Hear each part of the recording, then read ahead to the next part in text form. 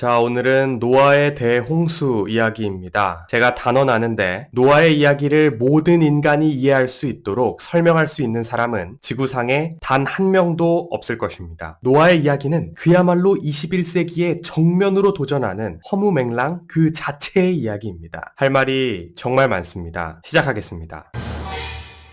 아담이 130세에 낳은 아들 셋으로부터 에노스, 게난, 마할랄렐, 야렛, 에녹, 무두셀라, 라멕을 이은 노아가 500세가 되어서 아들 3명, 셈, 함, 야벳을 낳았습니다. 이 당시에 하나님이 땅을 보시기에 사람들이 항상 악한 것을 보았고 땅 위에 사람을 만든 것을 후회하고 슬퍼하셨습니다.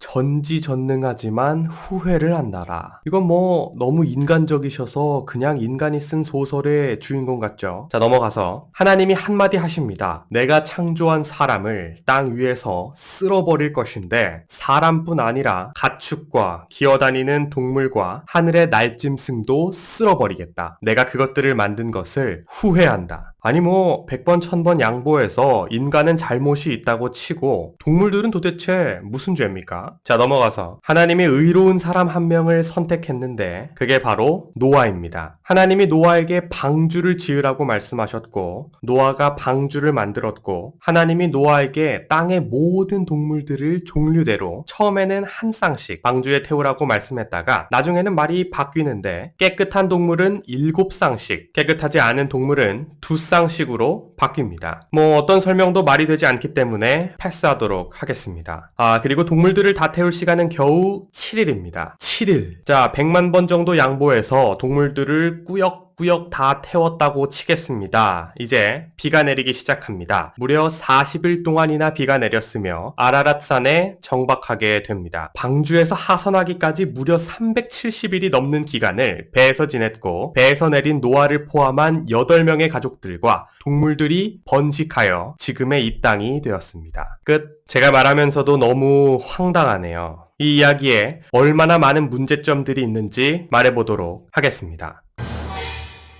성경이 저지른 가장 큰 실수들 중에 하나는 방주의 크기를 언급한 것입니다. 방주의 크기는 길이가 300규빗, 너비가 50규빗, 높이가 30규빗에 3층으로 지어졌습니다. 이렇게 구체적인 크기를 언급했으니 노아의 방주 이야기가 비유라는 소리도 못하겠죠. 그 당시에 생각하기에 이 정도의 배의 크기면 엄청나게 크다고 생각했을 겁니다. 하지만 21세기에 살고 있는 우리는 방주의 크기가 얼마나 작은지를 비교할 수 있습니다. 방주의 크기는 여러분이 흔히 알고 계시는 타이타닉 호보다도 작습니다. 이 작은 배에 지구상의 모든 동물들을 한 쌍씩, 거기에다가 동물들과 노아의 가족들 외에도 무려 375일간 먹을 물과 음식들을 방주에 전부 싣는다? 엄청난 양의 똥은 또 어떻게?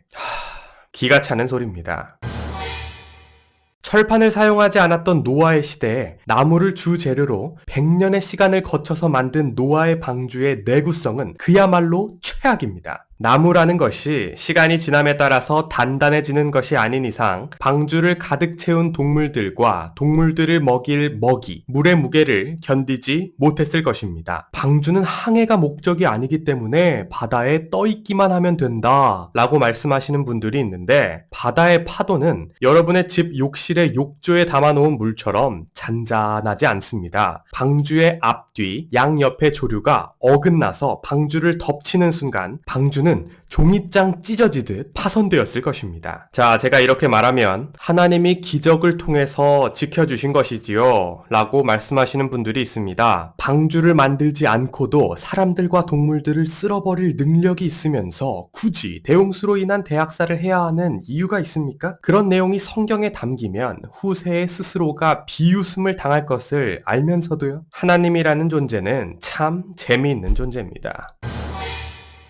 방주를 만들고 전 세계의 동물들을 방주에 태울 시간은 겨우 7일입니다. 너무나도 짧은 시간이죠. 전 세계에 퍼져 있는 동물들이 종류별로 스스로 오고 있는 모습을 상상하면 그야말로 코미디 그 자체입니다. 북극곰, 펭귄, 바다코끼리, 캥거루, 코알라 같은 친구들이 암수쌍으로 짝을 지어오고 있는 모습은 기적이 아니면 절대로 있을 수 없는 일입니다. 100번 정도 양보해서 동물들이 방주에 온다고 해도 해도 문제입니다. 도라에몽에 스몰 라이트가 없는 이상 방주의 크기는 모든 동물들이 들어가기에 터무니없이 작습니다. 이것도 기적이 필요하겠네요.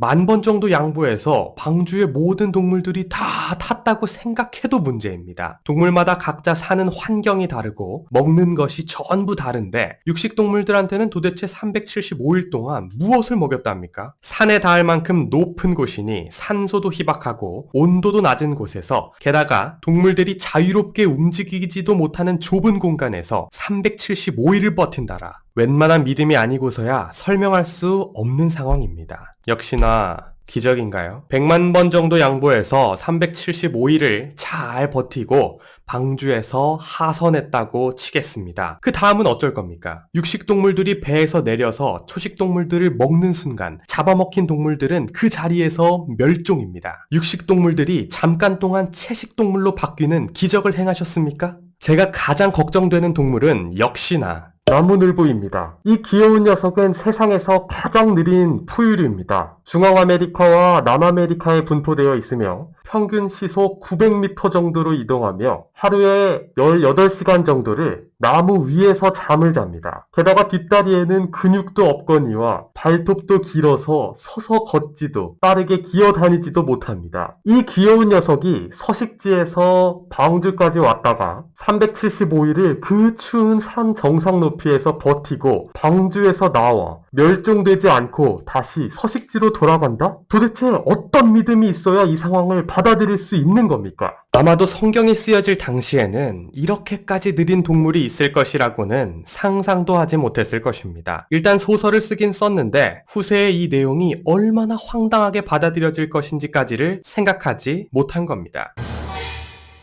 물에서 사는 동물들은 민물과 바다에서의 차이가 있고 수온에 따라서도 영향을 받습니다. 하지만 대홍수 상황에서는 모든 물이 뒤섞이며 또한 엄청난 높이의 물에서 오는 수압을 어떻게 견딜 것인지에 대해서는 전혀 언급해주지 않습니다. 기적으로만 설명될 수 있는 부분이죠. 100만 종이 넘는 곤충과 30만 종 이상의 식물 또한 창세기에 언급되지 않습니다. 산에 닿을 만큼의 물이 온 땅을 뒤엎어도 알아서 살아남을 수 있는 것처럼 말이죠.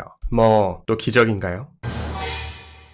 방주에는 노아의 아내, 노아의 세 아들, 그리고 세 아들의 아내들이 타고 있었습니다. 이때 노아의 아들들의 아내들의 가족들은 어디 있었습니까? 이 아내들이 전부 외동에다가 대홍수가 일어날 당시 이 아내들의 가족들이 이미 죽어있지 않았다면 대홍수 속에는 이 아내들의 가족들도 같이 죽어가고 있었을 것입니다. 아내들의 정신 상태는 정상적일 수 있었습니까? 또한 노아의 홍수 당시를 언급하는 마태복음 24장 38절의 내용을 본다면 모든 시대에 그러하듯 임산부와 갓난 아이들이 있었을 것이고 역시나 대홍수 속에서 죽음을 맞이하고 있었을 것입니다. 세 아들을 둔 노아의 아내에게 모성애를 기대할 수는 없습니까? 노아의 아내의 정신 상태는 정상적일 수 있었습니까? 하나님으로부터 의로운 자라고 선택받은 노아는 갓난 아이마저 전부 죽이려 하는 하나님에게 반문 한번 하지 않았습니다. 자유의지가 없는 멍청한 로봇 마냥 100년 넘게 방주를 만들었죠. 하나님이 노아에게 직접적으로 말씀을 한 것 자체가 인간의 자유의지에 반하는 행동이기도 합니다. 사이코패스들은 감정을 지배하는 전두엽 기능이 일반인의 15% 정도밖에 되지 않아 다른 사람의 고통에 무감각하다는 연구 결과가 있습니다. 노아의 가족들은 완전히 새로운 환경에서의 삶과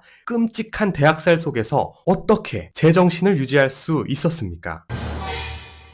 대홍수가 전 지구적으로 일어났었다면 전 인류의 역사가 동시에 끊기는 일이 반드시 있었어야 합니다. 모든 인류의 역사가 대홍수 이전과 대홍수 이후로 나뉘었어야 하죠. 하지만 그런 일은 일어나지 않았습니다. 노아의 대홍수가 일어났던 기원전 약 2300년의 시기에도 세계의 역사는 끊임없이 흐르고 있었습니다.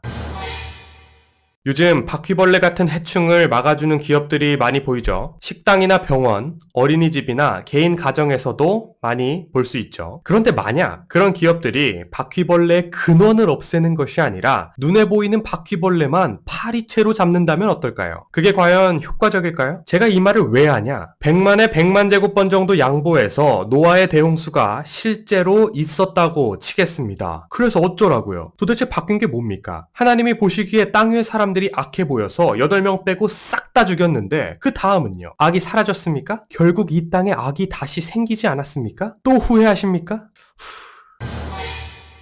대홍수가 끝난 후 하나님은 노아의 가족들에게 다시는 이 땅의 모든 생물을 멸망시키지 않을 것이라는 약속의 징표로 무지개를 보여주셨습니다. 무지개는 대홍수 이전에도 반드시 있었을 것입니다. 과학적으로는 설명할 수 없었던 성경의 시대에 무지개의 존재에 대해서 궁금했을 것입니다. 하지만 대홍수의 이야기는 무지개의 유래를 설명하기에는 너무나도 끔찍합니다. 만약 대홍수가 사실이라면 무지개는 신이 보기에 좋지 않으면 갓난아이들마저 싹 다 죽여버릴 것이라는 공포정치의 상징 정도로 생각하시면 될 것 같습니다. 공포정치는 현재 시대에도 유효합니다. 믿지 않으면 싹 다 컷.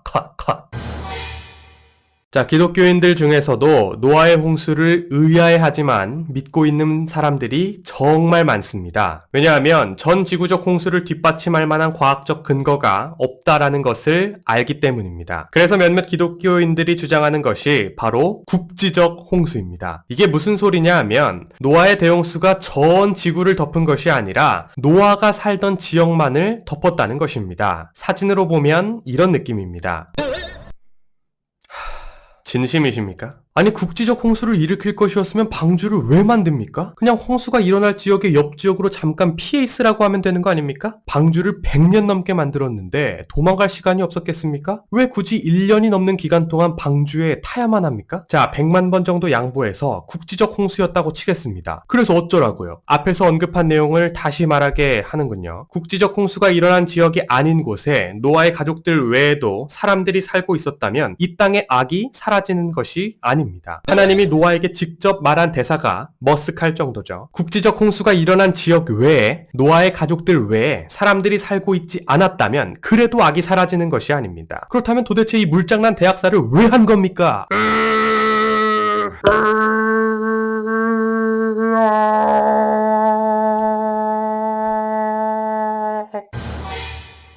자, 오늘 영상에서 기적이라는 말을 참 많이 썼는데 마지막으로 한 번만 더 사용하고 영상 마치겠습니다. 노아의 대홍수를 믿고 계십니까? 그것이 바로 진짜 기적입니다. 구독 부탁드리겠습니다.